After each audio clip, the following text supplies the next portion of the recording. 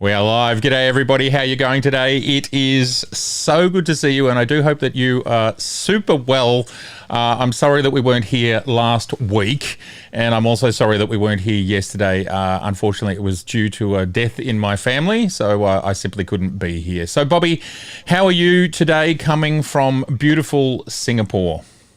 I'm doing okay, Matt. I'm doing okay. It's a Saturday morning here for you as well, I'm sure, and we're just having a good time, just chatting away. Absolutely. And I tell you what's interesting about today is that we have got a federal election today. Would you believe it? So as soon as I finish this live stream, I've got to go and vote. And in this country, it's compulsory. We all have to go. Same in Singapore, actually. We have an election today as well. So I guess but I'm not involved with it because I'm a foreigner here, so I can't vote. That's amazing to me because I'm pretty sure that Ray, who lives in Canada, he said to me that they've also got a national election today. What's going on in the world that we've got all these national elections all over the world? That's pretty interesting to me. I don't know. It's very interesting, isn't it? I know, right? Yeah. Now, Bobby, I thought I would start today with, let me just get my notes, and I've got lots of feedback here. Here we go. I thought I would start now. For those who are in Melbourne or in Australia, I'm finally going to get together the first photo walk that I've done in a very long time. The last one I did was as we came out of COVID. It was very successful. We had a huge attendance, somewhere between 30 and 40 people. It was absolutely amazing. So I'm officially calling the next photo walk. But Bobby, you should come visit. No, I'm joking. It's a long way to come. I'll fly out there for a photo walk. Yeah, it's totally worth it. Anyway, we've got a photo walk in a week. It's basically slightly less than a week. It's going to be next Friday, which is, I should have all the dates in front of me. But anyway, next Friday as of today, Friday the 9th, I believe. Can you verify that for me, Bobby, that next Friday is the 9th? Do you have that handy? Let me check. And we're going to start at 5:30 p.m. and we're going to start at Federation Square under the big screen. So for those that are in Melbourne or in other parts of Australia, you don't have to be in Melbourne. You can come from wherever you are. We'll have a photo walk. We'll walk around for a couple of hours, 2 or 3 hours. Then maybe we'll have some dinner, depending on how many of us are there and depending on if we can find somewhere to fit a few people in. Last time we did it, as I said, we started with around 30 or 40 people. And then by the end of it, there was still like 10 people and we all managed to sit down and have dinner together. And that was absolutely fantastic. So first photo walk in about 4 years. Keep an eye on my community tab, which is now called something else, isn't it, Bobby? I can't remember what YouTube have changed the name of the community tab to something else. Let me just double check what that's called so we're all on the same page. Anyway, let me just click on that. Please hold. I'll only be a second. It's now called Posts. Isn't that weird? They changed it from community to posts. So keep an eye on the posts section of my YouTube channel for any further updates, but it will be 5:30 p.m. Federation Square under the clocks this next Friday the 9th here in Melbourne. Please come, and it doesn't matter what camera that you bring. I'm going to bring my trio, or maybe even I don't know what you say when you have a quadro, maybe quattro. I might even bring a quattro of brands. What did you say, Bobby? You can bring them all, Matt. Just bring the whole arsenal out there. I will. I mean, on my backpack, I've got the 3 peak design clips, and then I do another one on my hip, so I can carry 4. So I might have the R6 II. I might have the Panasonic S52S, and I might have the Z6 III, and then I might have a surprise camera. You never know. Anyway, if you're here, I would love to see you. Now, a quick shout out to everybody in the comments.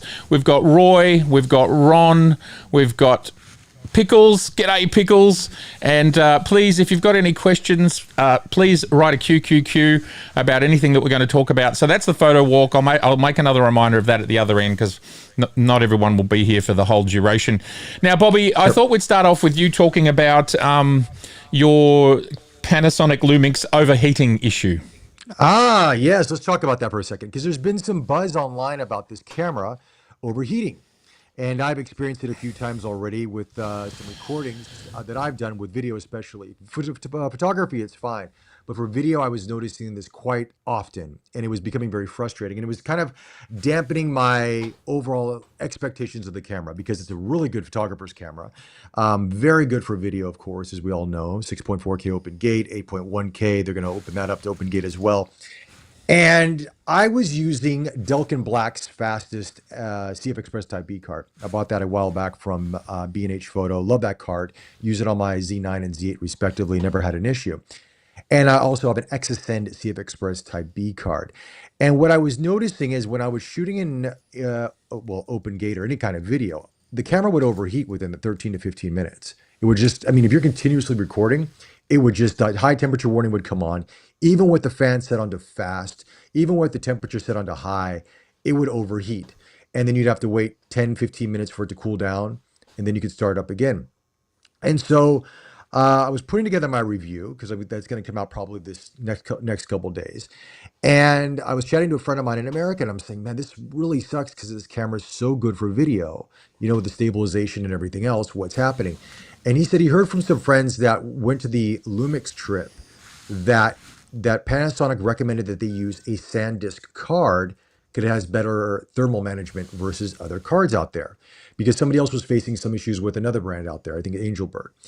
And so I said, well, it means I have to do this test. I have to go out and buy a SanDisk CF Express Type B card because I don't own one.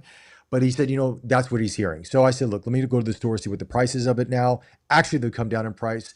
Picked one up, 512 gigabyte for around 220 Singapore dollars, which is around 170, 180 USD, not too bad. Picked it up, put two because I had two S1R2s. Luckily, Panasonic Singapore loaned me two. Side by side on a tripod, out in bright sunlight here in Singapore. It's hot, humid year round. And I ran them. And sure enough, the SanDisk did not overheat. The Delkin Black and the XSN basically cocked out about 13 minutes and 50 seconds continuously recording. Wow. You know, the SanDisk did not even have a high temperature warning. It finally got one around the 30-minute mark, and then it basically, then at that point, the battery is about to go flat anyway, because the battery life on the camera for video isn't the best because it's the same battery as the S52X, but it's decent. It's not bad, but I mean, you would definitely want to get more batteries. But the SanDisk has better thermal management. So this is true. So if you're looking to pick up this camera, get a SanDisk CF Express Type B card, especially if you want to do video. That will be my, I'll put this in the video as well too, my review.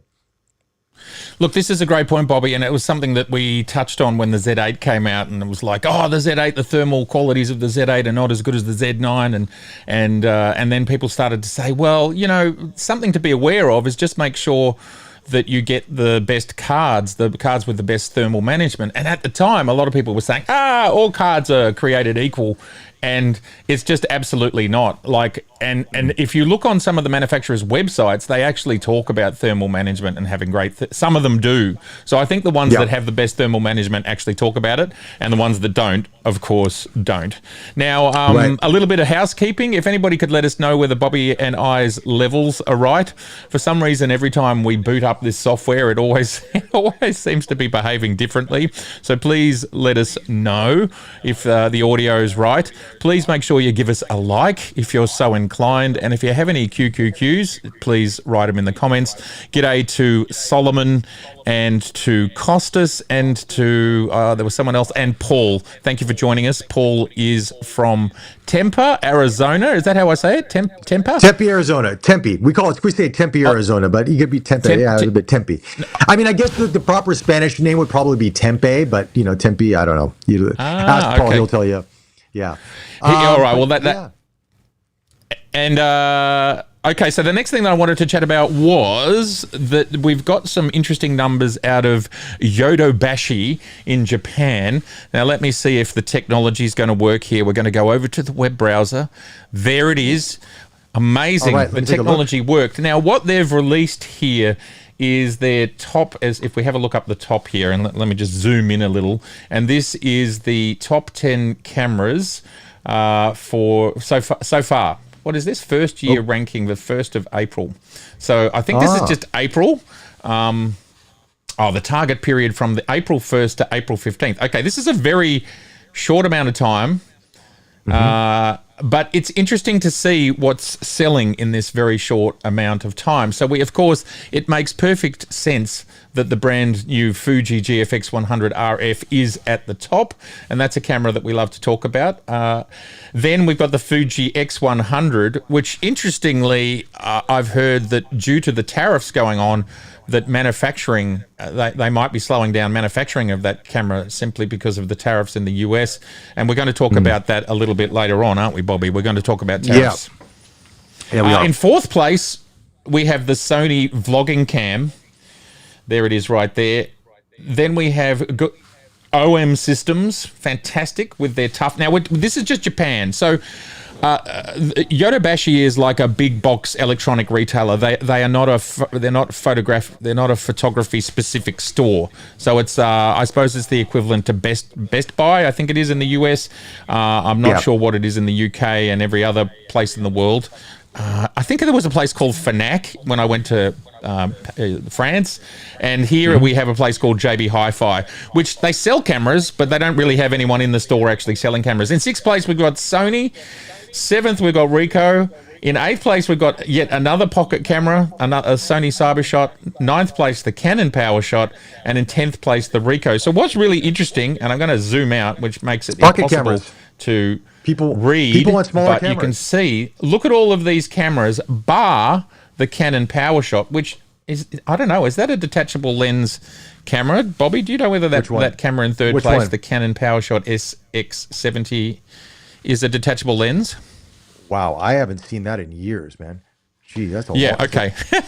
Yeah. Wow. I'm looking at I'm looking at the live stream, which is slightly delayed on this one. So looking at it here, I would say, man, I haven't seen these cameras. I mean, these are some older cameras. Interesting. These are some older cameras, obviously minus the Sony and the Fujifilm. Yeah. What's really interesting to me is that they're basically, besides that Canon, which I'm not sure whether it's got a detachable lens or not, it doesn't talk about the lens, and there's a lens there. So maybe these are all fixed lens cameras. Isn't that interesting? So we are still living in a world where the cameras that sell the most volumes are cameras that people, theoretically, besides the GFX, can slide into their pocket. And yet, as Bobby, as you and I talk about, we spend a lot of time talking about high-end lenses and high-end cameras, but here in Japan, this is the stuff that sells the most. Now, of course, this is a very small window. It's a 2-week window. We can see the GFX is affecting, and it's at number 1. And if we go back and look at this in another 2 months, it'll be completely different again. I suspect any new camera that comes out will be a kind of at number 1, whatever it is. Maybe it'd be quite interesting to circle back, but I'm a bit surprised to see this, to be honest, that there isn't a detachable lens camera in that list. I think by the look of it. I mean, I think the Canon, the third one, the Canon might be, but right. I would say like everything else. But you know what? That's the trend right now, Matt. I have to say is that when looking online, everybody wants for this all-in-one kind of camera system. You know what I mean? I think they want something that's pocketable, that's easy to take around, that they can shoot their video and their photos. I mean, this Canon PowerShot V1, which I have to get that video out soon as well, is a fantastic camera. And I'm surprised it's not on this list. But again, like you said, this store that we're talking about is kind of like a Best Buy, like that kind of thing. So, but yeah, I mean, I'm surprised to see the GFX 100 RF to be on there, mind you, at the price point of everything, where everything else is at. But I think that's just probably due to the initial launch of it. And there's some interest, but I don't know how long. I don't know the shelf life of that camera, to be frank with you. I think there's going to be a lot of people that'll buy it, they'll use it, and they may not like the low light performance and the lack of IBIS after a period of time and go, wait a second, this may not be what I want to keep with me for long term. I would love to see what the secondhand market's like on that in another month or two, because that's when you're going to really see, are people really getting into the GFX 100 RF and enjoying it, or are they getting and going, ooh, it's not exactly what I was hoping it was going to be. Now, Ron has asked a question, which he was asking of someone else, but it's something that we can get involved in. Which CF Express do you consider cheap? So, Bobby, which brands would you like? The brands that have come across my desk are brands like Nova Chips, Pergear, Chip Fancier, and interestingly, so I've owned and used all of these cards a lot, and they're all really affordable brands, and they and none of them have failed. Like, they're all in really good shape. Are there any that you would consider off the top of your head just to help Ron out? Yeah, Excess Send is another one that's good and cheap. Wise, I don't know if they sell those in Australia or not, or in America, but it's called Wise, Wise.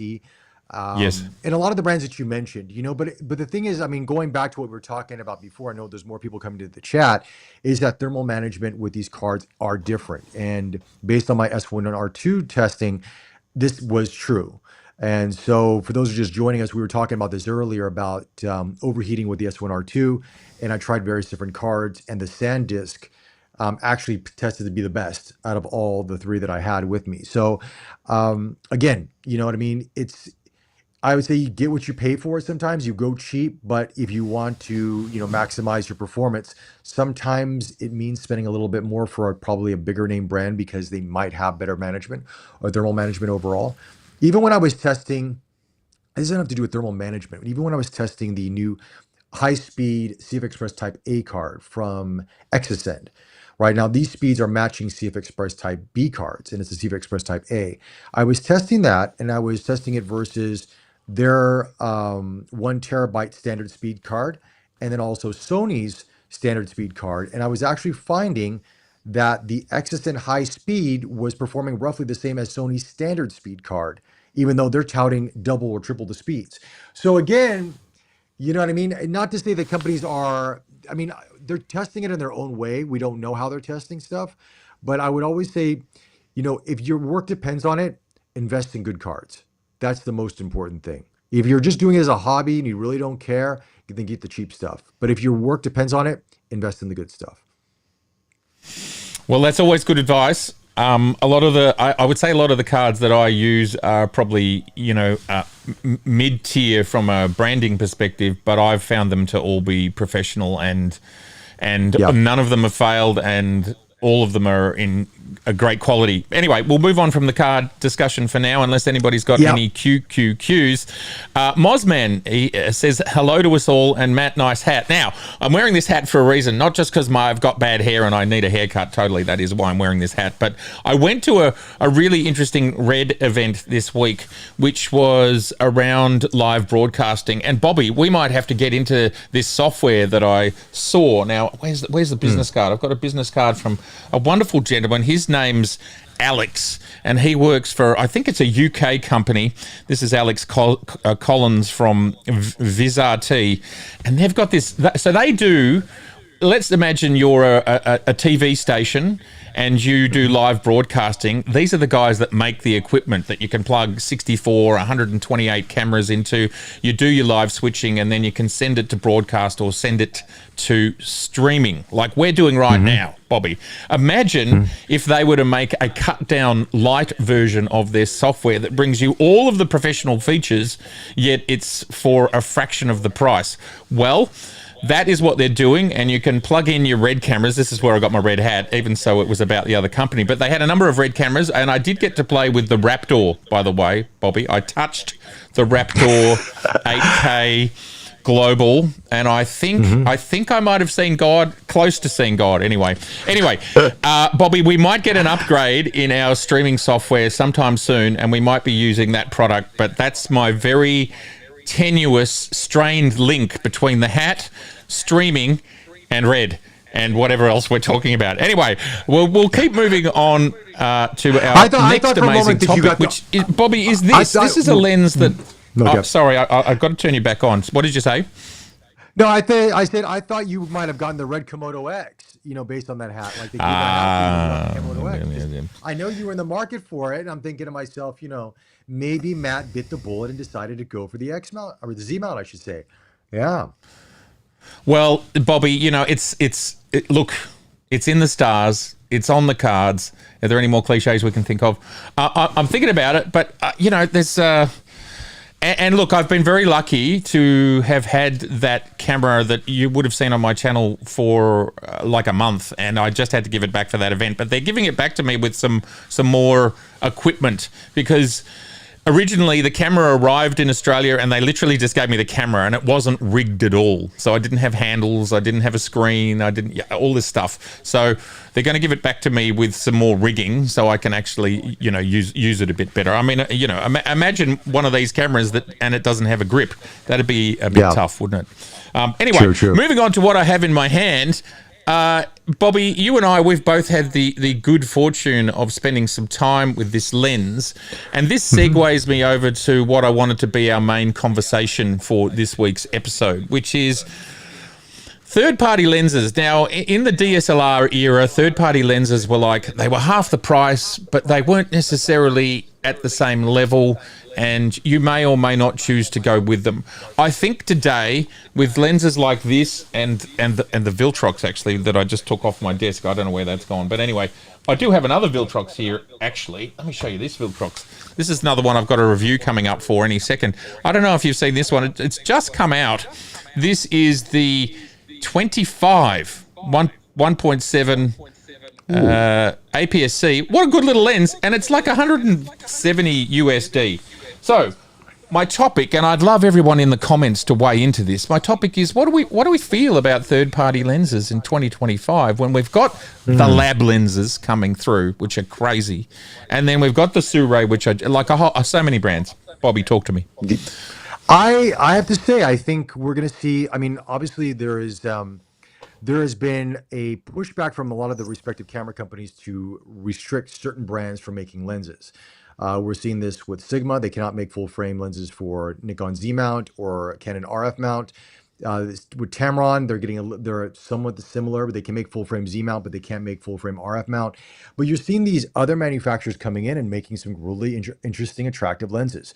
Vtrox, for one, we've talked about the 35-1.2 here. We've talked about the 135 1.8, the Sirui 85 1.4, which you did a video on recently, which was exactly when you were. I watched your video, and these are my findings too. It's a fantastic lens for the price point, and it gives you a very sort of cinematic look. It's softer, it's got a nice fall off, a nice roll off. I mean, because they're using their cinema glass, basically putting into a lens with autofocus.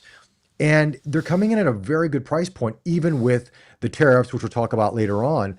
And if you're open to exploring and not, you have the money to sort of, try out these lenses and explore a little bit, you're going to find some really good options out there. And I think it just sort of diversifies your lens portfolio a little bit more.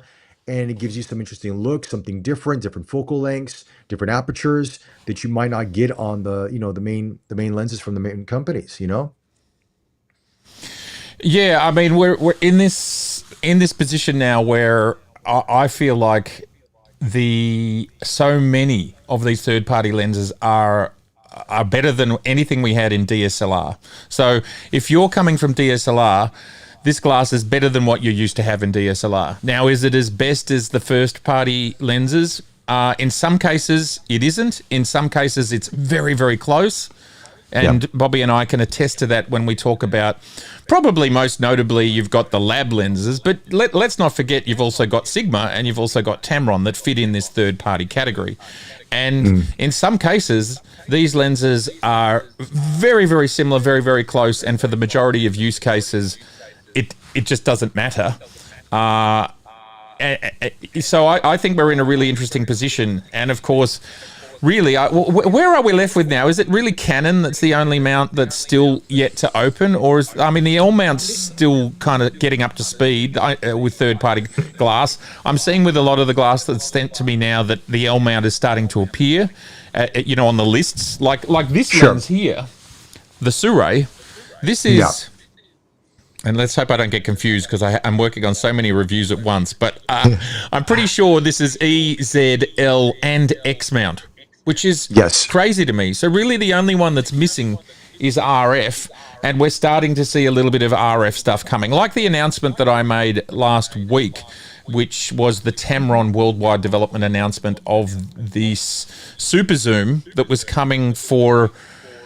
Let me get this right. I'm pretty sure it was E, Z, X, and RF. So this was a case of where it was coming for RF, but not coming for L.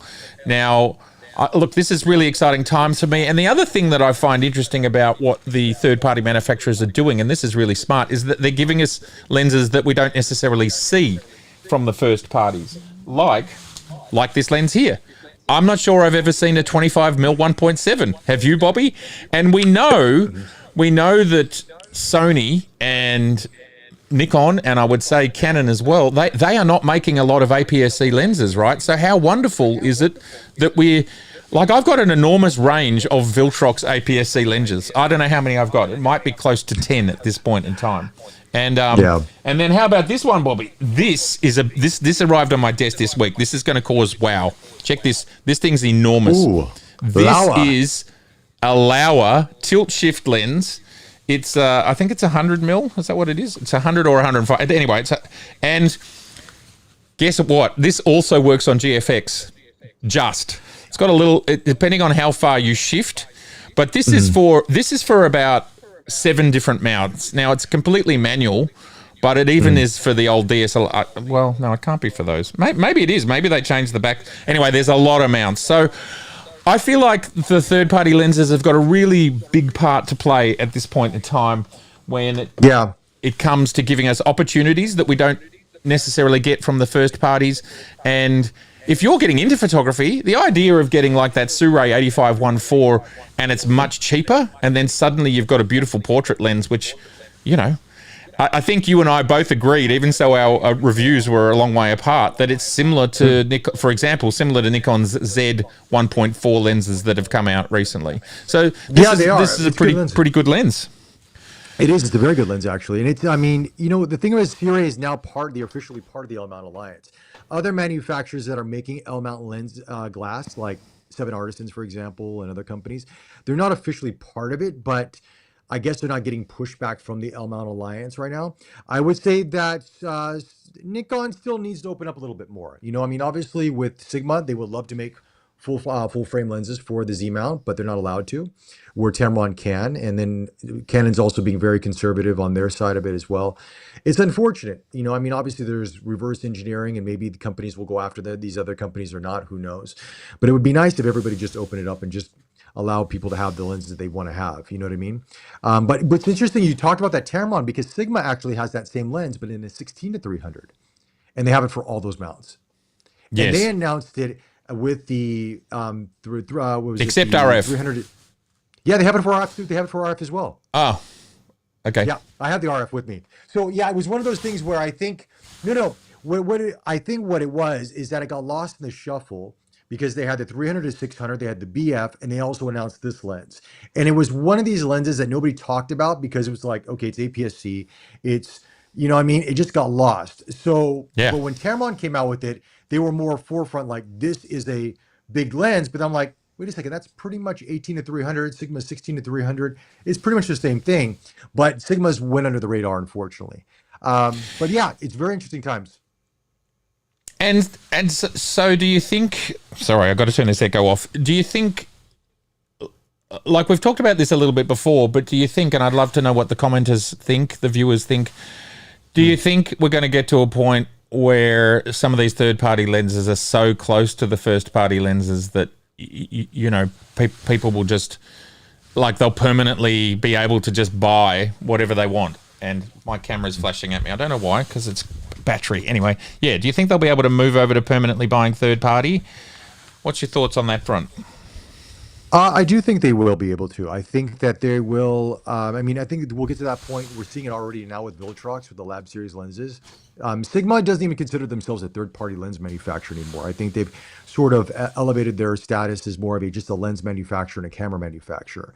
Obviously, they make it for different mounts, but I would say we are seeing it now, and we'll continue to see it from more companies as they mature and they, you know, get more involved with the autofocusing motors and the different speeds and everything else like that. It's going to become I think within the next year or two, you know, you always have those who will want to buy that native lens. But when you look at, you know, performance, if you just take away the branding and look at performance at the image itself, you'd be hard pressed to tell a lot of the difference. I mean, like John was talking earlier here, I just saw one of his posts. He was talking about the Typoke. I don't know if you ever tried Typoke. No, I hadn't heard of them. Okay, Typoke they did make some Z mount lenses. I think they still do, but they make M mount lenses. and which for a like amount, and he got the 75 1.4 comparing it to his Noct Deluxe. He says he can't tell the difference, and one's $15,000, one's $400 or $500. So, you know, what I mean, there is, and that's something to be said about the optics, and just in terms of price point and marketing and everything else. You know, not to say now I haven't compared those, so I can't say that's the case, but you know, based on what John's saying, and John's got a lot of good equipment. You know, very interesting. Yeah. Now, Bobby, I'm just going to let you fill for a minute, and I'm going to throw the Typok website up. I need to go buy a battery. So if you can talk a little bit, sorry, not buy a battery, just find a battery. I'll be back in a minute. So if you can talk about that for a minute, I'll be back shortly. Yeah, no problem. Yeah, no problem. So actually, it was $850. I'm looking at John's post right now. It says I have a Leica 75 1.25 Noct for $14,000, and I compared it to my 75 to 1.5 Typok for $850, and you can't tell the difference. And it's true, the Typok is really a fantastic lens. I think their 75 may be one of the best lenses they've come out with thus far, in my opinion. I think the 50 was really good, and the 75 is a fantastic lens. So yeah, I mean, something to definitely consider. Let's take a look at some of the other comments here. If you guys have any questions, hit them up here while Matt is looking for another battery, pulling it out from the back end of it. But yeah, I mean, it's a very interesting time, and I think for a lot of buyers out there that are willing to take the journey down the third party or the alternative manufacturer route, you're going to be very pleasantly surprised with what's coming and what's already out there. And I'm back. Okay, there you Sorry go. about Batteries that. Put back in, all is good. You know, I pressed I checked the battery at the start. There was charge in it. I thought that'll do. It'll last, and of course it didn't. So here we are. No. I'd like to welcome a whole lot of extra people that have come into the chat, and I'm sorry if I miss you. We've got Eric, we've got Steve, we've got Craig, we've got Jonathan. So many people here. It's a great conversation that's going on in the comments. Steve is saying, from Zenith City Photography, I have no problem going all in on third party if the performance is there. How can you argue? For example, my 35 to 150 is my workhorse and its output is amazing. I've got to agree with you on that one, Steve. That Tamron lens, which interestingly Sony has brought out something similar, but it's very expensive, isn't it, Bobby? Have you used that lens yet? The 50? No. Not yet. But the Tamron is close. The Tamron 35 to 150, for those that don't know that lens, at 35, it's an f2, which is pretty crazy. And then out at 150, it's a 2.8. So it doesn't change very much. And this is a phenomenal optic for all sorts of use cases. But if you are wedding or event, it's totally crazy. Now, the only downside of that lens, which is not a downside for me, but is a downside for some, is its size and weight. And otherwise, and I would say it's one of Tamron's highest quality lenses. Like they've made a decision not to make this an affordable budget lens. It is still affordable, but it's got a fair price for its level of quality. Steve, what are your thoughts on the quality of the 35 to 150? Have you used that lens, Bobby, the 35 to 150? Yeah. I did a review on it when it first was announced, and it was one of my favorite, if not one of my favorite Tamron lenses they've come out with in the last few years. Their 90 millimeter macro they recently launched, that lens are two of my favorites, and it's a phenomenal lens. I mean, it is. I wish they would continue to make lenses of that high quality like that. They haven't yet. Hopefully they do, because that would be absolutely awesome if they did, because it really is a stunning lens. And, you know, people might find it even more versatile than the Sony 5150 f2. You know what I mean? I haven't tried the Sony. I should be getting it soon, I heard. But we'll find out. But yeah, and also Samyang made another version of that as well, 35 150. Oh, did they? F2 to 2.8. Yeah, they did. I think it's for L mount though. I don't think it's for Z mount or E mount, if I'm not mistaken. I think it's for L mount, but yeah, they did. Now, Bobby, I just have to be a bit cheeky, and I put on this jacket for a reason, and it's not going to come Vtrox. through for 20. Can you see? Can you see that? I see it. Vtrox, baby. Sorry, I got to turn you. What? I got that. Look at that Vtrox jacket. You got a jacket from them. Wow. Man, they sent me a jacket. Wow. And look, it's got that on it. I gotta ask for the jacket. Maybe you got to get the jacket, man. Well, I'm in Singapore. What am I going to wear the jacket? You know what I mean? It's like hot and humid. Well, You're going to do exactly what I'm doing here, which is just wear it. This is the only time I've ever worn it. But you know, I'll get around in it. But it's a cool jacket, and it's got these. Look, check this out, everybody. Block your ears. Oh my God, that Velcro is so strong. So, oh my God, that's Velcro. Yeah. That's hilarious. It's like oh my God. So you go. That is the strongest Velcro patch in the universe. Look at that. Or I just broke my jacket. No, it's Velcro. Look, check this out. Check it out. Bang. Back on. And they send you a few other patches. Now, anyway, wow. Great. We've got a great question from Z Wade. Have both hosts played with the 28 to 135 PZ? I've got it for the weekend, and man, what fun. Yes. Bobby, have you played with it? I have. I like it a lot. I even use it more for photography, and I loved it. I thought it was a fun lens. It's a really fun lens. And when you don't put that massive square hood on it, it's actually quite compact. I wish it didn't have a 95 millimeter filter thread on the front of it. I wish it was a bit smaller. But outside of that, man, it's a really fun lens to use. Totally agree. Check out my video on it. It's very, very versatile. It's optically very, very good. The fact that it's a power zoom, and with some of the cameras you can use it with a remote, so it's really, really good for content creators. If you want some sort of zoom and you don't want to do it, like if you're shooting in 4K and you want a 4K timeline, then you still need an optical zoom, and that means you don't have to shoot in 8K to get an optical zoom. But yeah, Z Wade, I don't know what to tell you about that lens that you're not going to find out for yourself, other than it pretty much does what it says on the box.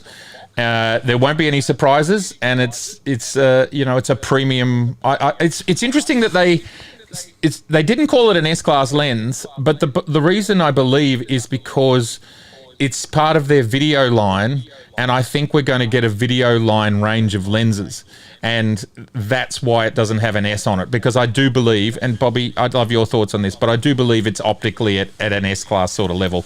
Because if you think about the 24 to 120, which is an S-Class, I don't think it's optically less than that. But what do you reckon? It's not. I agree with you. I think that they probably, because it's more of a cinema lens, they didn't put S line on it. But yeah, but I mean, it still works good. I mean, what was it? Roy said here, I've had the 28 to 135 PZ for a few weeks, great for video, but I prefer the 24 120, cheaper and smaller. And yeah, I mean, it's hard between those two lenses. I mean, if you're more into photography, I guess you could go for the 24 120.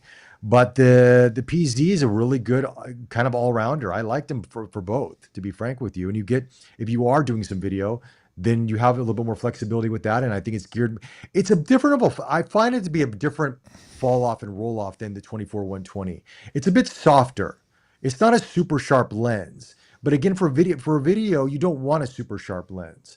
You want something that's a bit softer and has a nice roll off, and it graduates into to the background. It has that more of that look. So I like that sometimes. It gives the image a bit more of an organic look versus something that's just super sharp, very like cut out, almost like a 3D pop thing. Sometimes it can be a bit much. Not to say the 24 120 is, but I found the PZ to be a bit more forgiving. Look, I think they're very wise words. I didn't notice that difference, but then I didn't put them side by side. But I think when it comes to a video lens, we all want to look as good as we possibly can, and I'm surprised I didn't get my makeup done this morning. What was I didn't make it in time to the makeup room. It's okay. You were very busy. You got a lot of things going on. Kids, family, Yeah. I got a lot of stuff happens. It's true. Now, I'm loving Eric's question here. I'm keen to hear your thoughts on the Z52 after the official release date. Well, we are after the official release date. Bobby, do you want to kick that off, or shall I kick it off? Go for it, Matt. Go for it. What are your thoughts on this? Oh, okay. I'm going to live the dream. Z52. Do I have it here? Yes, I do. Here it is. Boom. No, you still have it.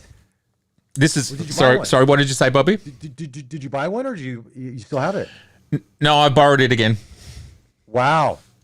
Yeah. Anyway, nice. So everything I need to say about the Z52. There it is. No, that's stupid. Look, I've continued to use this camera with a range of lenses, third party. Like I've used it with a lot of lenses now, and I've used it in a lot of situations. So I'm really wanting to understand how powerful it is. I own the Z6 III, I own the Z8, and and if you check out the Suray video that I just dropped a couple of days ago, everything, not everything, but about half of all of that stuff was shot on the Z52. And what's amazing, for example, if you're in video, it's 4K, fantastic. And for example, I was shooting paragliders, and people are like, oh, you know, some people get annoyed that it's got a cropped 4K 60. And I'm like, no, that's exactly what you want when you're shooting action, sports, birds. You want to make your lens longer. So for me, the majority of use cases that crop, you know, that you'll use 60 frames per second for, the crop is actually helpful. And it certainly was the case when I used the camera for capturing birds, capturing paragliders, capturing the ocean. You know, there was no moment where I said, hold it, I need 60 frames per second and I need a wider frame, right? So the fact that it does beautiful 60 frames 4K, that's fantastic. I think I was pretty much told this, but I can also see it. It's got the best IBIS period so far that we've seen with the Z camera.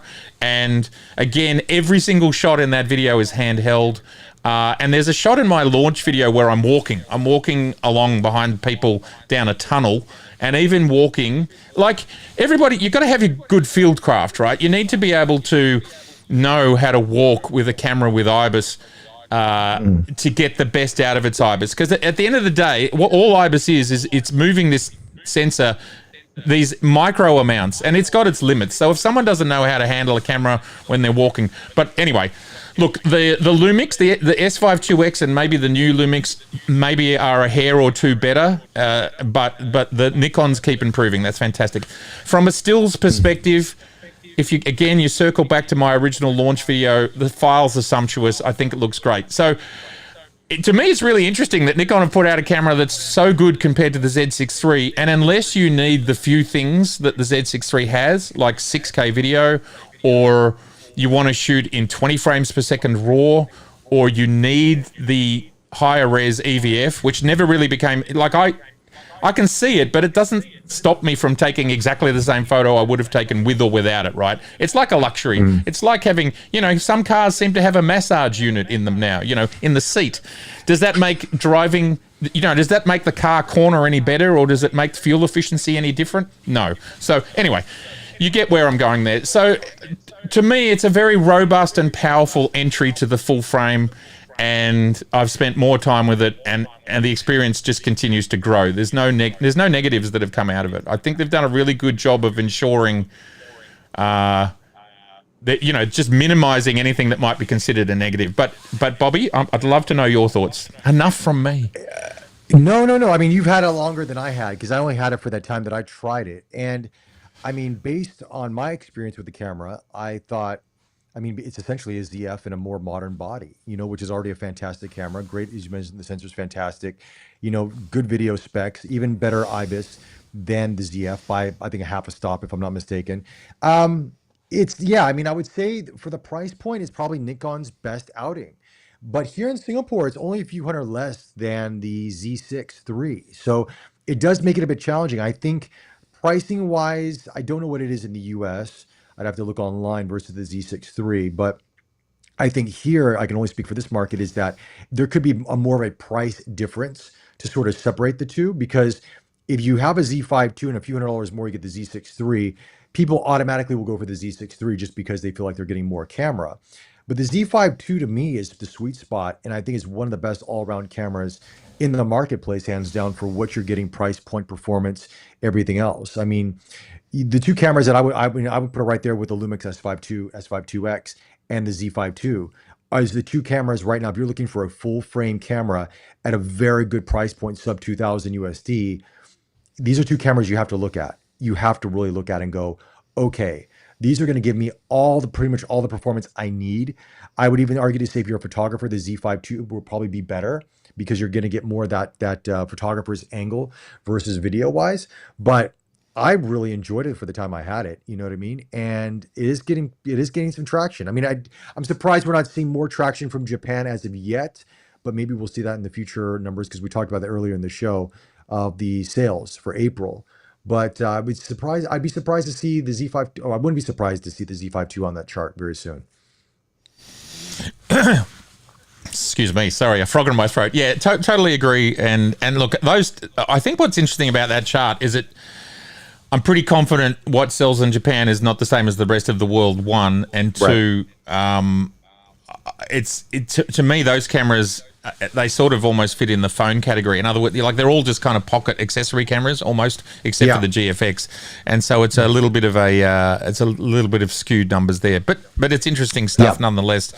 So yeah, look, the Z52 to me, it leapfrogs Z6, Z6 ZF because it does actually have slightly higher specs than the ZF. There's a few things that are slightly better, and if your use cases don't require the Z6 III, it's up there right next to the Z6 III. So it's a really interesting proposition, and I really think the only discussion left, Bobby, in that space is, Sony has gone 33 megapixels, has been there for 3.5 years, 4 years with the A7 IV, which, you look at the rumors and it was maybe going to come this year, the replacement, but now they're saying it might have been pushed back to early next year. Anyway, it's imminent.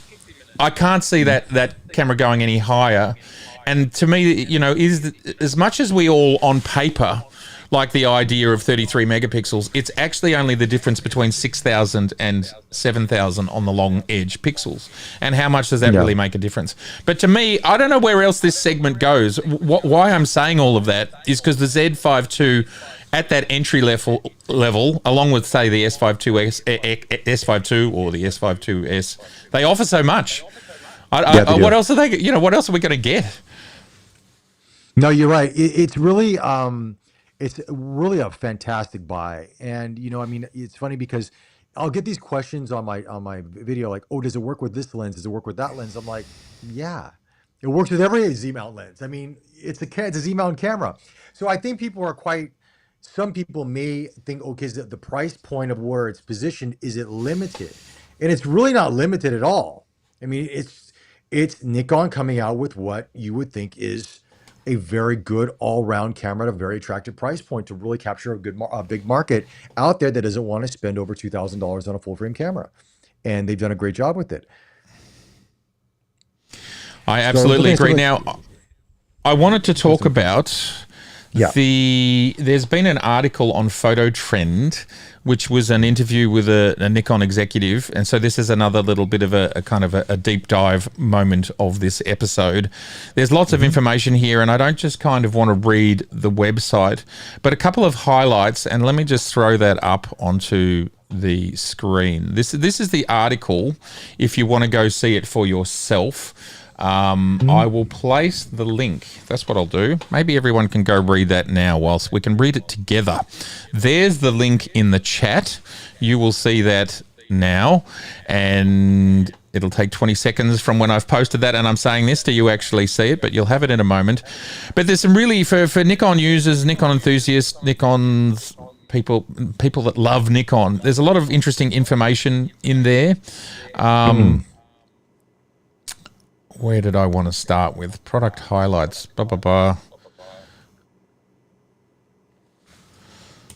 Sorry, I'm just looking for the bit that I was looking for. So one thing in there that I found interesting was the fact that they are, and I can't find it in this article here, but they were talking about the fact that they were going to have 50 lenses out by the end of this year. So I think that still means that we're going to have something like another 3 or 4 lenses this year for Z-mount, which I think is really interesting. Oh gosh, there were some other things I read in here and I didn't make clear enough notes. But I think what's interesting, another really interesting thing in here, which was around firmware. Let me see if I can find it. Firmware, just give me a second.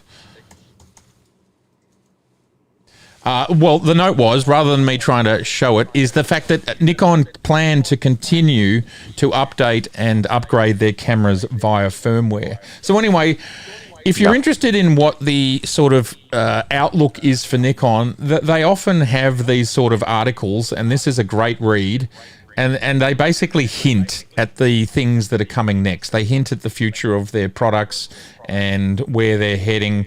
And for example, this is a really great section on the Z6 and why they created this sensor and what they think it's good for. So it's a really good read. I've posted it there below, and I think it's really worth checking out if you're interested in what's going on next with Nikon. Now, I'm just going to come back to you, Bobby. There we are. There's you. There's me. There I am.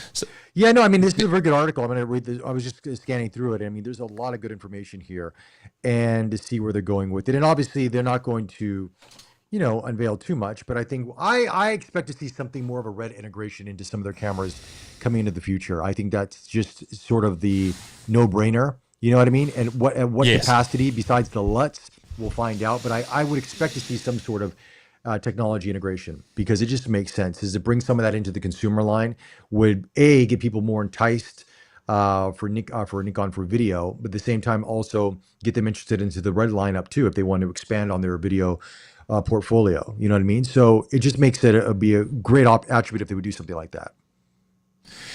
Oh, look, there's no question in my mind that we will have. I mean, we've obviously had the red Nikon with the Z mount now being attached, and of course the addition of the firmware. It's perhaps not clear to everybody, but Nikon did what I would call a major firmware update of not only the Z mount red cameras but also the RF mount red cameras. The firmware was not quite as comprehensive because Nikon and Red are not Canon, but for the Nikon Red Z mount red cameras, geez, it's complicated, isn't it? There was quite significant firmware updates.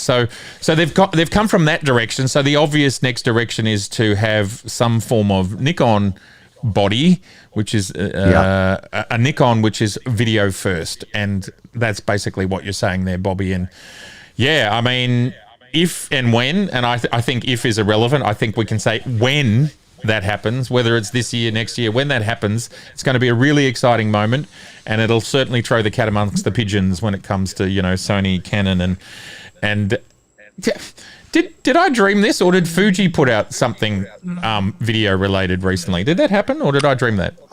No. They actually been talking about the GFX Eterna, or I think it's their GFX video camera. So they've been talking about this, that they're coming out with a dedicated video camera for that because medium format, whatever the case may be. And so they've been putting out, the camera's not for sale yet, but they're just more about product development. They've been showing it off a little bit in sort of like, contained experiences for the most part. And I think we'll probably see that down the road. But I mean, if you use the GFX 100 to the 100S, even the 100S2, I mean, I use the 100S for video when I first started my channel on my own channel. Initially that was the camera that I used, and it worked great. There was no issues at all with it. Beautiful image, very happy with it. The 102 is even better for video. Decent autofocus for medium format. I mean, obviously people complain about Fujifilm's autofocus, but if you're just sitting here in a studio like I'm doing right now, or just in front of the camera, you're not moving around too much, it's fine. Very good. I mean, beautiful image quality too. But again, it's a very big setup, but it's medium format, so. Yeah. So it says a lot to me that every manufacturer is getting deeper and deeper into video, and I mean, we live in a world now where if you think everything from kind of TikTok and Instagram stories up to kind of YouTube, up to corporate, up to then Netflix and cinema, we have just got such an immense amount of video consumption going on these days. Sure. that I really wonder what percentage of the market these companies think video is going to be, if that makes any sense. So we'll have, I bet you get this in your comments, but I get it in my comments all the time. Can't they release a Nikon Z whatever and just remove the video? Now, for starters, just to reiterate, all of these devices are actually video cameras, which have been engineered to be able to take stills. But they are video cameras, because what's happening is that sensor there is giving you a live feed to your EVF, and that means it's a video camera. That's it. It's a video camera. It's giving you a live feed. And then when you press record, you're either recording a single frame, you're in stills mode, or you're recording a couple of frames at a time and you're in video mode. And that's it. So we're never going to get rid of our cameras being hybrid. And I just wonder how much of it now. I wonder how much these companies are sort of saying, you know, video is actually going to be the bigger part of our market in the long run. Plus growth, right? The industry needs growth. I mean, how scared is Blackmagic or Panavision or Arri? I wonder how much their lunches are being cut. Do you have? I mean, you've got some friends in the industry. Are more of the small, like, are the Canons and the Sonys definitely getting into those spaces, and Red's there, and that's now Nikon. Is there a change occurring, or are the incumbents kind of stuck there? No, I think Blackmagic is making some headway. I mean, they've come in now with autofocus in their camera systems. They're improving their software. The price point for their cameras are very attractive for what you're getting. So I think Blackmagic, in some ways, may start overtaking some of the bigger cinema cameras because of what they're able to offer. Because the thing with Blackmagic, which is very interesting, is that they have Resolve, DaVinci. They have their whole suite of software. So it's kind of like they're the Apple of video. If you look at it that way, they have their software that's combined with their video cameras to give you the best performance and the best features. Not to say that you can't use Resolve with everything else. Of course you can, but and what they're offering now with this whole Pixis lineup is an Ursa lineup is insane. I mean, we're talking like 12K, 14K, all this stuff, crazy stuff. And the price points are not that high considering other alternatives out there. And the more that they improve these camera systems, I think Blackmagic is going to be one that people will look at. They have been for a long time already with their pocket cinemas. But even they go beyond that, people are going to be looking at them, I think, bigger in the next couple of years going, wait a second, this is a very good alternative. And I think companies like, Arri will always be there. Red obviously will make a transition with Nikon. But I think you're going to see a change in the cinema industry where it's going to become kind of like how medium format was, where it's become cheaper and cheaper. You don't probably need the big camera unless you're doing a major feature film, and you require that. But for the majority of people, you're going to see a much more affordable cinema line, and I see it happening. And I think Blackmagic is probably one of the companies that can be spearheading that. Well said, Bobby. I love the analogy there with the medium, the traditional medium format digital cameras that would cost $50, $75, $100,000. And I suspect so few of those cameras are sold today when you take into account what's going on with the GFX. A friend of mine here in Melbourne, he's just bought one of the GFX 100s for art copy, for art reproduction, and that the phase one or the Hasselblads used to be reserved for that sort of stuff, but it's got to that sort of point, and this is part of the reason why I have this lens on my desk. I'm excited to tell you that this is actually the GFX version of this lens, and I will be shooting with the GFX next week, so I look forward to showing this lens off on a crazy GFX. It'll be my first time spending time with the GFXs, but it's a good point. And when you can have cameras now like the Sonys, I don't know what's similar in the Sony space to the Red Komodo X. Do they not global because they don't have a global at that price point, but they must have something around the 7,000 USD. The point I was going to make is we've now got sort of Netflix level cameras at sub 10,000 USD. And so anybody can go off and make their version of the Blair Witch Project, which, I think they shot with VHS tapes back in the day, but now they can do it on a Red and just have the highest quality outcome. And it's pretty much accessible to almost anybody who wants to make their first feature film or whatever. I think that's just crazy how it's changed. Yeah, it is. It's huge. I mean, I think with Sony, I think it's the FX6, which is right around that price point. Again, not a global shutter, but you have autofocus. I think you have built-in ND filters, the electronic ND filters inside of that, which are really good to have. Canon's got their C80 as well. So there's a lot of options. I mean, this is the really good thing about this market. If you're into video, I know a lot of this are probably a lot of people watching right now are into photography more so than video, but it's a very exciting time. But I would say we'll see a lot of this technology bleed into the photography space. and it's only going to make it more enticing for a lot of young creators out there, and even older ones that want to start, playing around with this format, because it is a lot of fun. I love what Chris Hilton has said here, that of course on every camera there is a remove the video switch, which of course absolutely correct. You just flick the switch and the video goes away, and you can just ignore those menus. But no, video is going nowhere, and for a huge percentage of the market, and I can't imagine what the numbers are, but I would guess it's between 25 and 50% of people are probably buying these cameras to use the video components of it. So video will go nowhere, and there's no advantage to the manufacturers removing video. And I think the only camera that's done it is the Hasselblads, the X2D and the X1. Yeah. Can you think of any other camera, a mirrorless camera today, that they've actually just said we're not going to do it? Which of course is a niche camera. Leica M11, M10, M11, yeah. But I mean, they don't have an EVF, so they don't have a permanent EVF, so you can't even kind of frame a shot. So, but yes. So there's and neither of those cameras are mass market. Although, Bobby, have we heard? Speaking of all of that, have we heard any further rumors? No, haven't heard anything. Like a rumor was, I think, I find that launch or that release of information very suspect, in the sense that it came right when the GFX 100 RF was announced, and that weekend there was this rumor of the V series camera from Leica coming, and then they said it was going to come in a couple of weeks, and then I think they tried to backtrack it.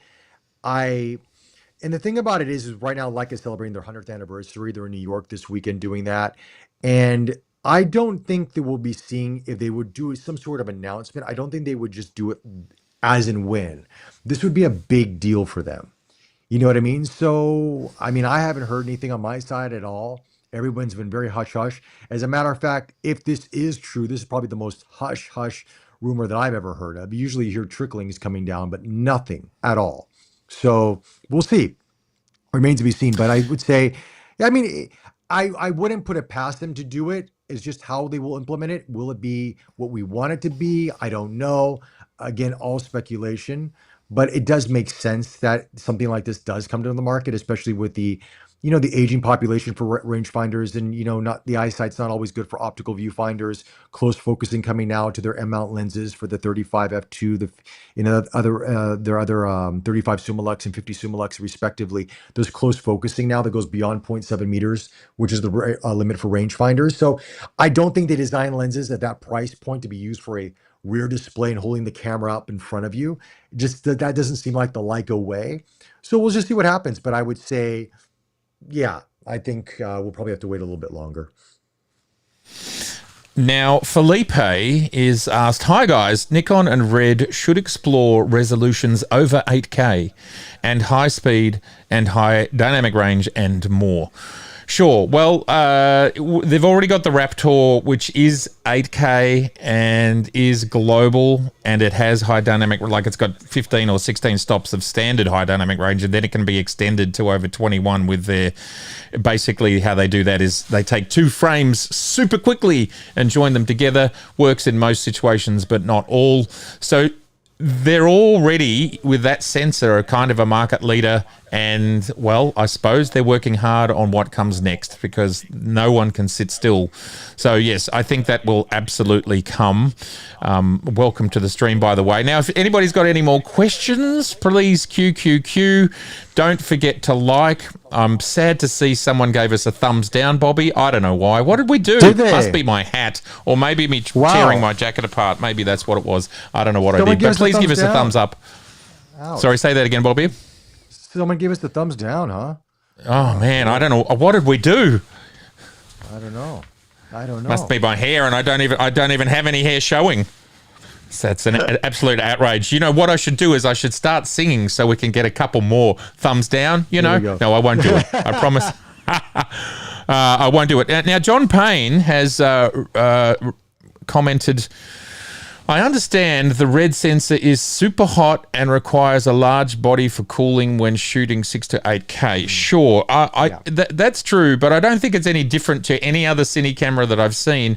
And when it comes to cine cameras, they're all large. I would say if you talk about the Arris or the VistaVisions, they're big boxes, and they might be partly big because they charge so much money for them, and so it's like we need a substantial thing. But I just picked up the Raptor, and it would be no bigger than I don't know what country you're in, but it would be no bigger than 15 by 15 by 15 centimeters roughly, or 6 inches cubed, maybe 7 inches cubed. They're not, and I'll tell you, I was looking really closely at the Komodo X, and it's basically a sensor on the front and all of the electronics on the back, and then an area in the middle where the fan goes to get lots of air going through there and to keep it cool. So I think there's a lot of space inside those cameras to keep them cool. But sure, they get hot. I mean, that global is hot, and that is why, for example, the A9 III battery life, and any of these cameras, by the way, any global cameras, battery life is shorter, because they are doing, think about what that's doing. The 8K sensor is something around the 33 million pixels being captured, moved, stored, and sometimes compressed. And so 33 million, and let's say you're running at, 60 frames per second. So 33 million pixels, 60 frames per second, moved, stored, compressed. And when it comes to a cinema camera, they've got to be able to do that for 15 hours a day and not stop. And that's the difference between hybrid mirrorless cameras. Hybrid mirrorless cameras, all of them overheat. They can't do all of them, maybe except for the Z9. Whereas cinema cameras, they've got to keep going, which is why there's that enormous amount of space.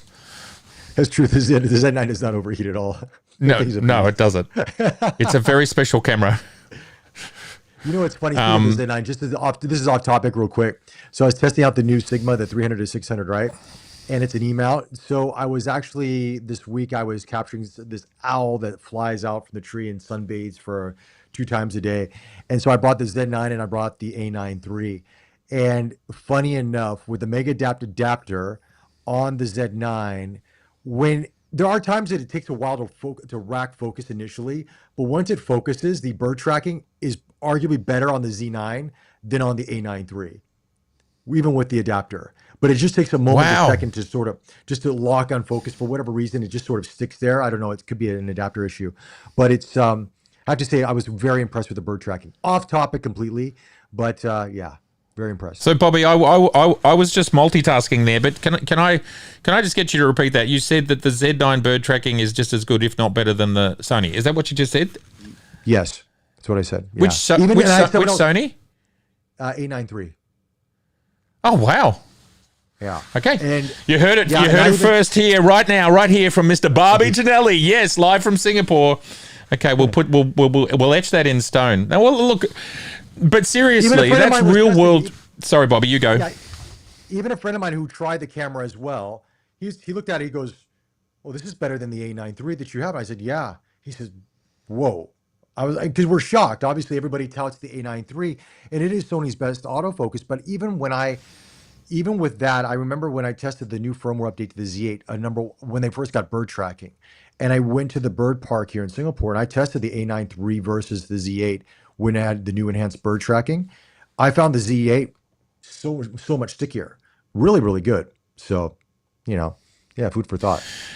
And look, what I love, in all seriousness, what I love about this feedback is, Bobby, you're testing every brand under the sun, and you've got real world testing. You're working with a ton of different lenses, and this is your just realistic real world feedback, because you've got relationships with everybody in every company. So it's really nice to hear that.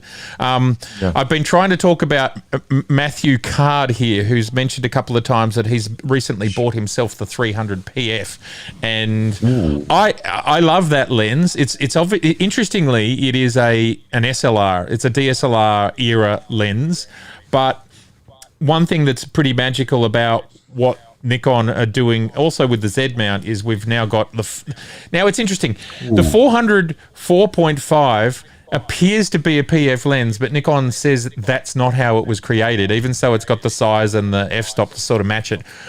Is it the 800 or the 600, which we have been told is a PF, the Z mount one? I think it's the smaller 600, the 600 6.3, not the 600 F4. Yes, and of course in the DSLR days, there's the 300 and the 500. Now, I've used all four of these lenses, and they are amazing.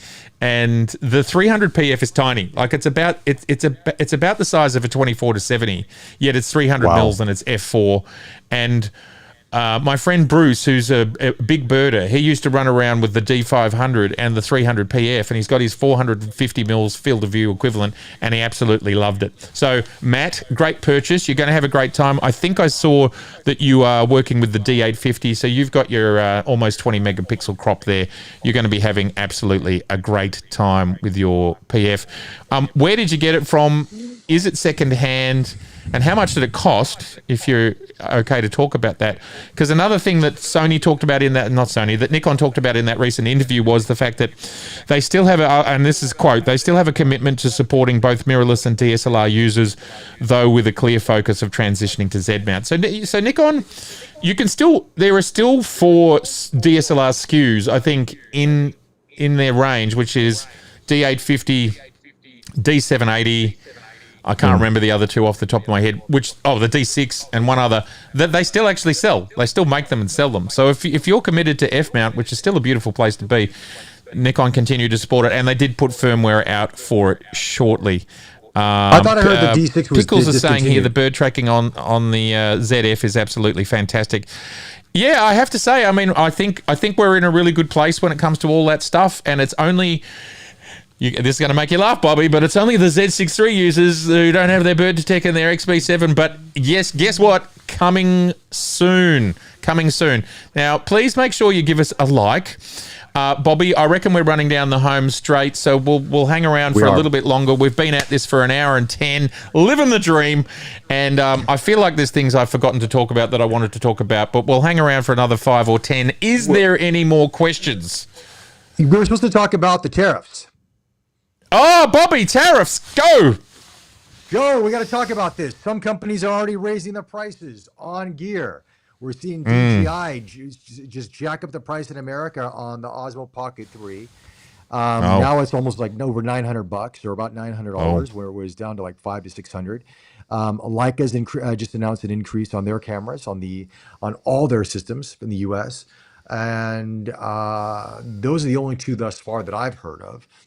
And yeah, interesting times. And I'm wondering, when I put this out on Instagram Threads, is all these companies that are raising the prices right now on their product, when the tariffs do come down, because they obviously will they reduce their prices back down to normal, or will they keep it at the price that they raised it at? Because sometimes I'm wondering, are these companies doing it prematurely, or are they really just, and I'm not saying those 2 companies specifically, but just in general, there's other products out there that prices are being raised. Even watches, for example, right? In the watch market, as of May, prices are going to go up for all Swiss watches. Is this something that companies are using as an excuse to raise prices, or is there a definite need to raise prices? You know what I mean? I understand DJI because it's coming from China, but from other countries where it's only 10% right now, and obviously those trade negotiations will probably be negotiated within the 90-day time frame, and they probably already have stock in America. Was there a reason to raise prices? What's an example of a company that's raising prices that maybe shouldn't? I am quite shocked that Leica did, to be frank with you.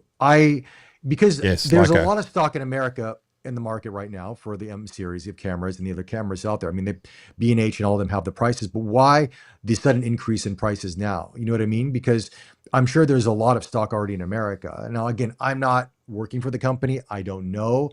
Maybe there's a reason for it, or were they just sort of saying, hey, look, you know what? We're preempting. We're going to raise because every year they do raise the prices anyway, to some degree. Sometimes it's a couple percent or whatever have you, but some of these increases are pretty significant. You know what I mean?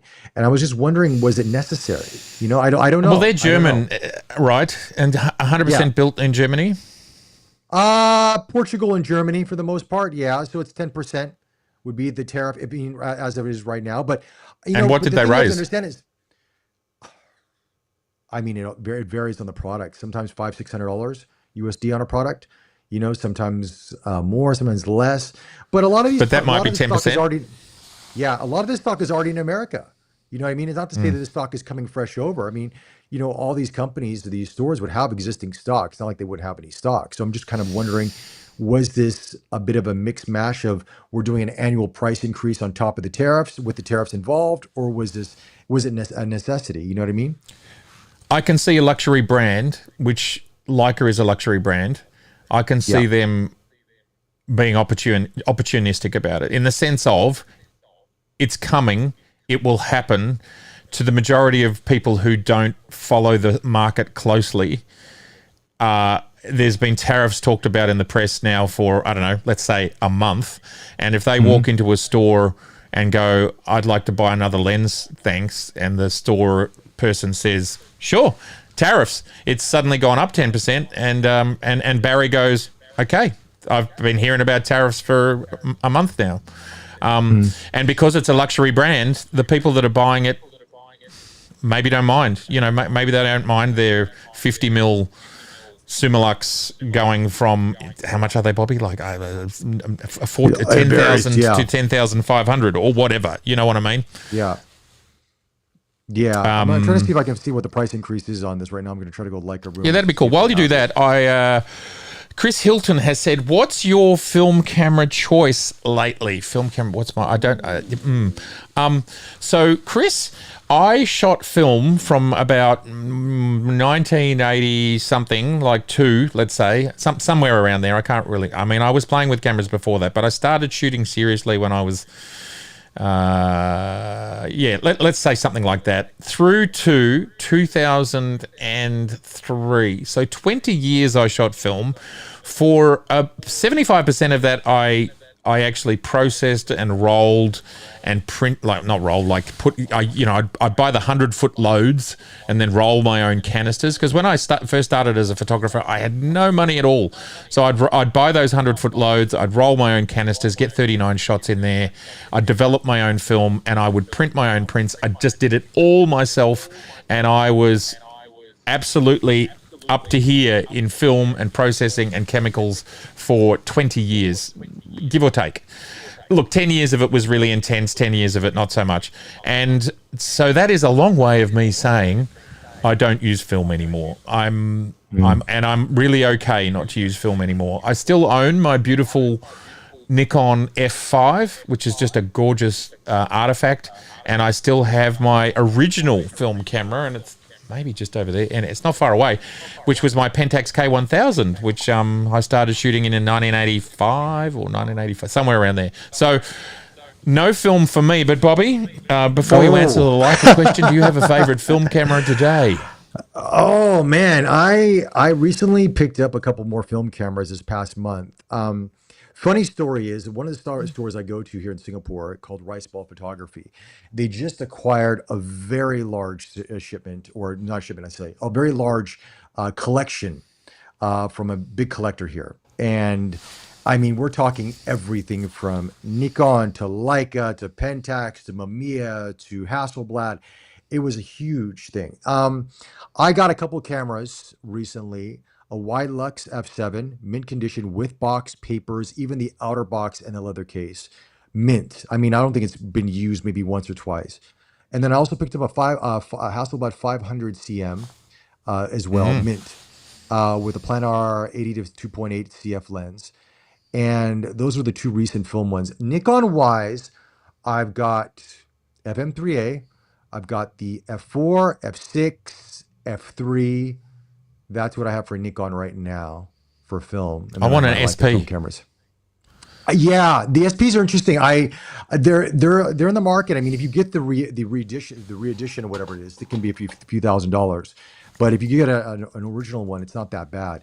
But yeah, there's a lot. I mean, and I recently just got this kit. I'm going to be doing a video on it from Valoy. It's called the EZ35, and it's basically what you do is you attach this. It's a light box with these tubes that you connect to your macro lens on the front of your camera.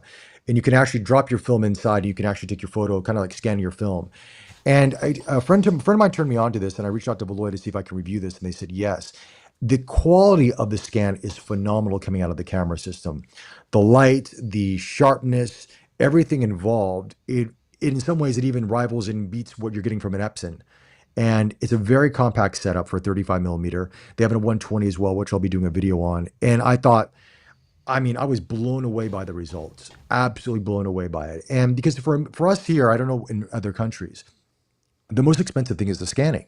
Development is like $5-7 to develop a roll of film, but when you scan it, to get a good scan can be $15-20. Then when you think about that, that's $35-40 thing, right? Mind you, per roll. That's a lot of money. If you want to shoot film, that's a big investment, especially nowadays with the price of film going up.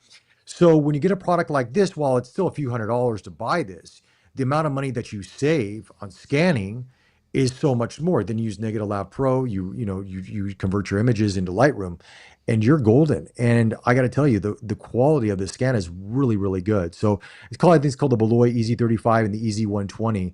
But I'm excited to play around with this. Really, really fun. Yeah. So I'm a film Bobby, person. you're absolute. Yeah. Sorry, say that again. I'm a film guy. I love film. I don't shoot it with it as much as I would love to, but I'm excited to get the Hasselblad out there as well and to get some shots in it in the wide lux. Yeah, well, you're a collector. Like, I've managed to hold on to most of my old film cameras. So I've got a Mamiya RB67 as well, film camera, and with a couple of lenses, and I've got a Bronica, something Bronica. I can't even remember what it is.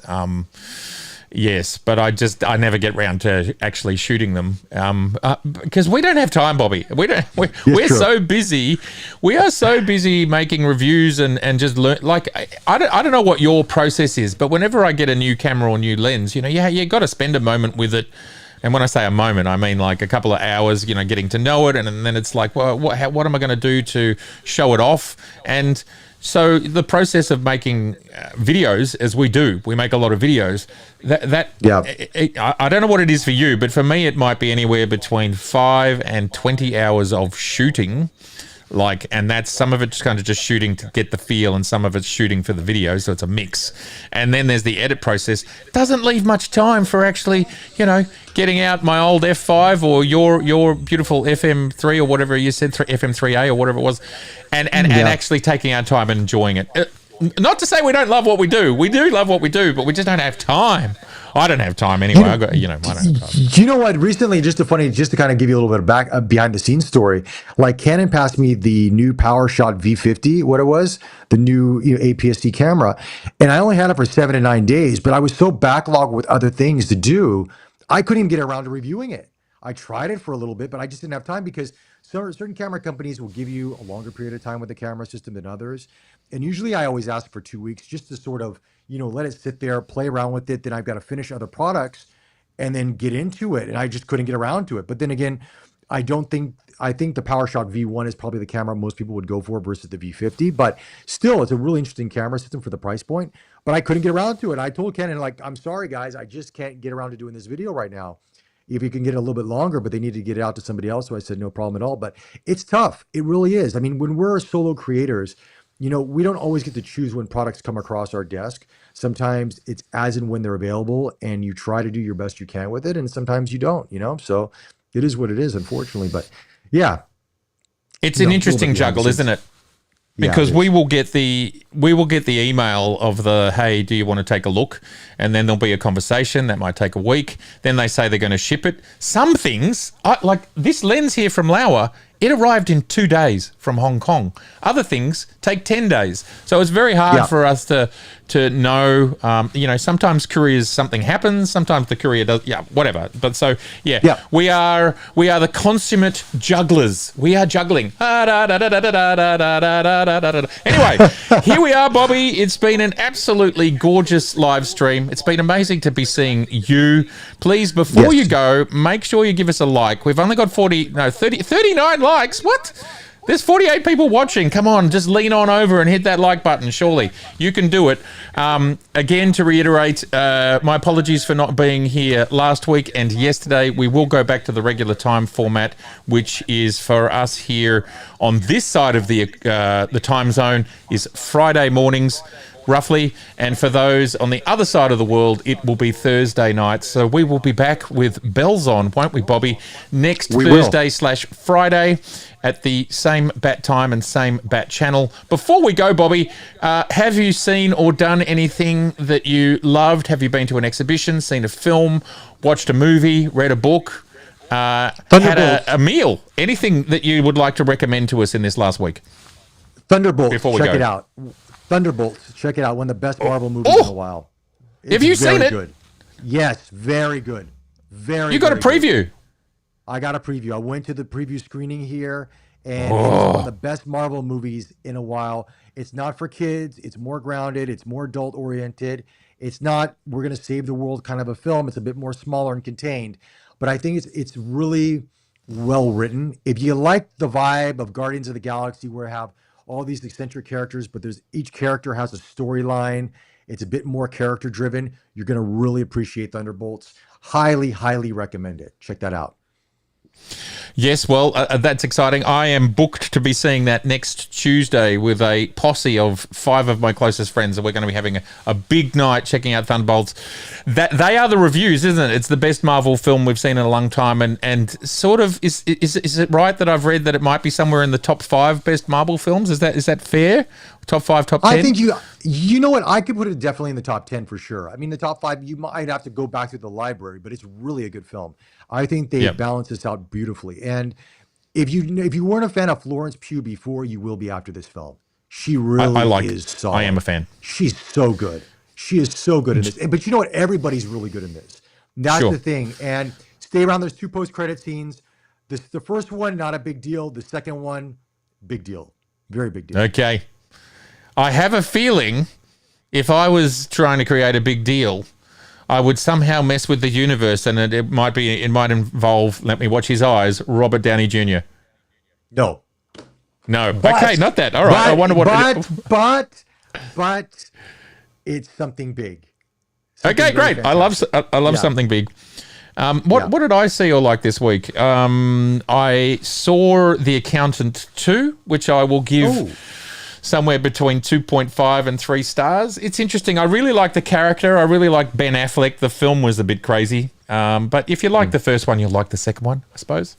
And on a more serious note, I was watching on Disney, a series called Dope Sick, if anyone knows that. It's about the OxyContin epidemic that happened in the US 20 years ago. Really serious, but really interesting, really well made. And speaking of Bat Time, Bat Channel, it stars Michael Keaton. He's like one of the main characters, and damn, is he a fine actor, Bobby. I tell you, if anybody ever wants to act, you've got to follow that guy. And also, the guy he's like 75, and he still moves like a young man. He is so fit. He is doing good stuff, that guy. Yeah, he is. Indeed. I'll check that out. All right, guys. With that, thank you once again, and I think it's time to move on out and enjoy our weekend, huh, Matt? Absolutely, sir. All right. Thank you, everybody, very much for being with us. We thank you for being here. And again, for those watching on replay, if you've got any suggestions for us, it's been a bit of a bumpy 2 weeks, so I haven't been able to pick up any of the notes that people gave us before, but any other ideas? And yes, we will be bringing guests in. I promise. All right. Thank you, Bobby, Mr. Bobby Tonelli. Please check out his channel. Check out his acting. Check out his general awesomeness. I loved seeing him on his motorbike with the Insta 360, whatever the new one. That's a great, fun video. We should have talked about that. All right, everybody. I'm going to stop talking now as we come up on 1:27 and 27 seconds. See ya.